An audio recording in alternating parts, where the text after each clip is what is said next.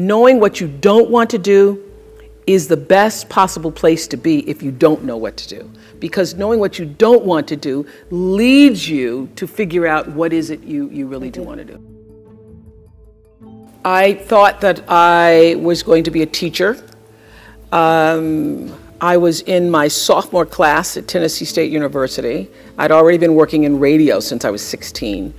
And I remember I was in Mr. Cox's drawing class for theater, and I was a terrible drawer. He said I couldn't draw a straight line with a ruler. And I got a call in that class from a guy at the local station, CBS, and he'd been calling me several times when I was working in radio. So I started working in radio at 16. I won the Miss Fire Prevention contest, another long story. And so when I went back to the station to pick up my prize, some guy said, "Would you like to hear your voice on tape?" I said, "Sure." And I started reading this copy on tape. They called everybody in the building, said, "Hear this kid read." I was 16, they hired me in radio. So I was in radio at 16. And so I started getting calls about my freshman year to come into television. I had never thought about it, and still was living at home and couldn't figure out how I would manage those. I had biology at 1 o'clock, and so I couldn't figure out how I would be able to manage my schedule. And Mr. Cox said to me, the same professor said you can't draw a straight line with a ruler. He said, I came back from taking this phone call, and he said, "Who was that?" I said, "There's this guy at CBS. He keeps calling me. He wants me to interview for a job." And Mr. Cox said, "That is why you go to school, fool, so that CBS can call you. That is why you're in school." So he said, you leave now and go call him back. And I did, and I was hired in television, not knowing anything about it. Having in mind Barbara Walters, but thinking, oh, okay, I can do that. Not knowing how to write or film or anything. And I think it was because it was the times, and I literally had somebody who was willing to work with me that I managed to find my way.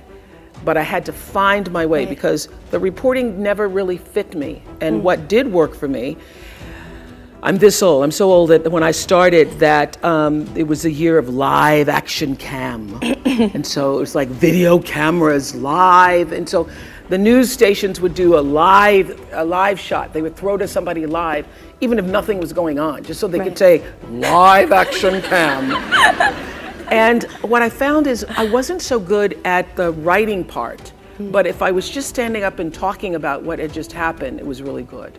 And then I started to feel, so I started in 19, working in television, became an anchor immediately afterwards. My father still had an 11 o'clock curfew. Can you believe such a thing? That I am the 10 o'clock anchor in Nashville, Tennessee. I am the woman on the newscast, reading the news, and my father would say, "Be home by 11."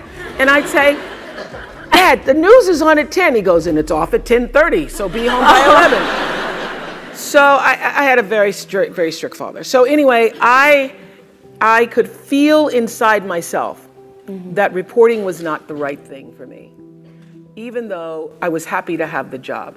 Right. I got an offer to go to Atlanta. I was making $10,000 a year in 1971, but still in college, so I was thinking I was doing pretty good. Yeah. I got an offer to go to Atlanta for $40,000, which I thought, it's over. I'm gonna make $40,000. And my boss at the time said to me, "You do not know what you don't know. And you need to stay here until you can learn to write better, until you can perfect your craft as a journalist." And so he said, "And we can't give you 40, but we can give you 12. So I stayed, and you know the reason why I stayed is because I could feel inside myself that even though the 40 was alluring at the time, that he was absolutely right. So to make a long story short, because I'd be here all day just talking about how it all came about, I started listening to what felt like the truth for me. A couple of years later, I moved to Baltimore. I could feel that as a reporter, and by this time, 22, I'm making 22,000. I met my best friend Gail there, who said, oh my God, can you imagine if you're 30 and you're making 30,000? And then you're 40 and then it's 40,000? We actually had that conversation in the bathroom. So I started to feel that reporting wasn't for me. But I had my father, I had my friends, everybody was saying, oh my God, you're an anchor woman, you're on TV, I mean, you can't give up that job. And by the time I was making 25, my father goes, well, you just hit the jackpot, you're not gonna make no more money than that, that's just it. So I was torn between what the world was saying to me and what I felt to be the truth for myself. It felt like an unnatural act for me reporting, although I knew that to a lot of people it was glamorous. And I started to just inside myself think, what do I really want to do, what I really want to do. And I will say this, knowing what you don't want to do is the best possible place to be if you don't know what to do.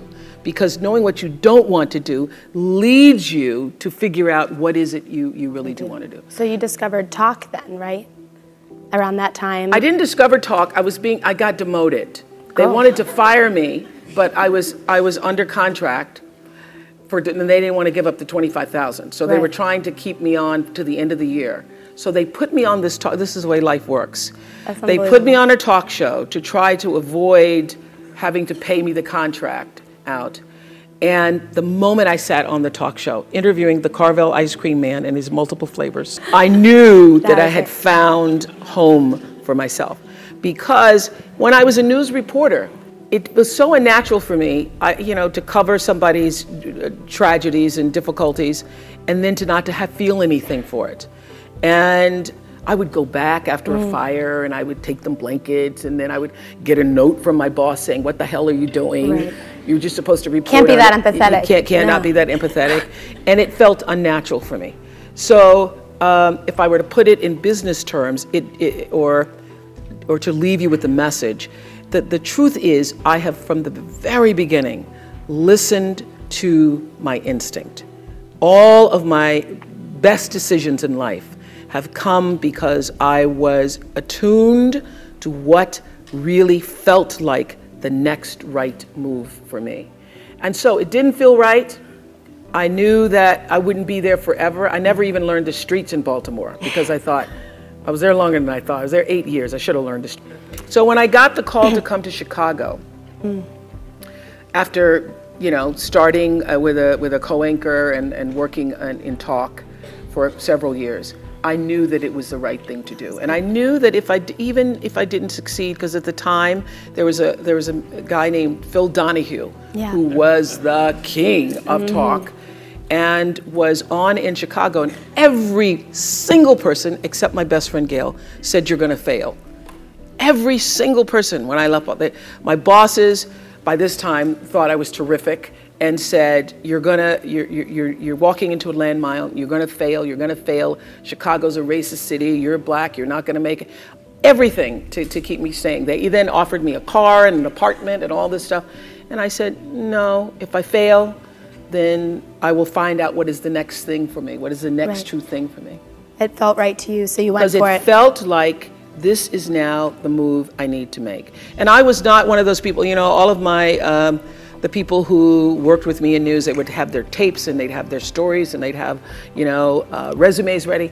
I didn't have any of that because I knew that the time would come where what I needed would show up for me. Okay. And when that showed up, I was ready. Because my definition of luck is preparation meeting the moment of opportunity. Right. And I was prepared to be able to step into that world of talk in a way that I knew I could do it. Great.